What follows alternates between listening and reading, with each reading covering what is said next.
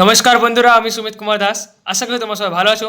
তো বন্ধুরা, আজকে আমরা আলোচনা করব মাধ্যমিকে ইতিহাস বিষয়ের প্রথম অধ্যায়ের কিছু গুরুত্বপূর্ণ এমসিকিউ প্রশ্ন নিয়ে, যেগুলো তোমাদের সামনে পরীক্ষার জন্য খুবই গুরুত্বপূর্ণ। তো চলো আর দেরি না করে ভিডিওটি শুরু করা যাক। প্রথম প্রশ্ন দেখে নাও, বাংলায় কীর্তন গানের প্রচার করেন? উত্তরটি হচ্ছে শ্রী চৈতন্যদেব। পরের প্রশ্ন, আর ন্যাশনাল থিয়েটার ফর ইন্ডিয়া গ্রন্থটি রচনা করেন? উত্তরটি হচ্ছে বলদুন ঢিংরা।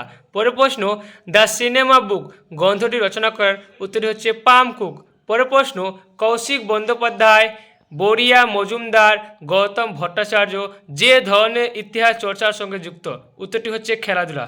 পরের প্রশ্ন, ভারতে শেরওয়ানি পরিধানের রীতি প্রচলন করেন? উত্তরটি হচ্ছে কুষাণরা। পরের প্রশ্ন, অস্কার বিজয়ী ভারতীয় চিত্র পরিচালক? উত্তরটি হচ্ছে সত্যজিৎ। পরের প্রশ্ন, দ্য ইন্ডিয়ান উইমেন ফ্রম পর্দা টু মডার্নিটি গ্রন্থটি রচনা করেন? উত্তরটি হচ্ছে বি আর নন্দ। পরের প্রশ্ন, 1995 খ্রিস্টাব্দে রাগবি বিশ্বকাপে জয়লাভ করেন? উত্তরটি হচ্ছে দক্ষিণ আফ্রিকা। পরের প্রশ্ন, ভারতীয়রা আলু এবং কাঁচা লঙ্কার ব্যবহার শিখেছিল যাদের কাছ থেকে? উত্তরটি হচ্ছে পর্তুগিজদের।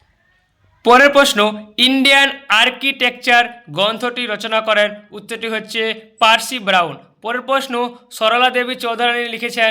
উত্তরটি হচ্ছে জীবনের ঝরাপাতা। পরের প্রশ্ন, ভারতের প্রাচীনতম ফুটবল ক্লাব হলো? উত্তরটি হচ্ছে মোহনবাগান। পরের প্রশ্ন, ভারতের নির্মিত প্রথম নির্বাক চলচ্চিত্র হলো? উত্তরটি হচ্ছে রাজা হরিশ্চন্দ্র।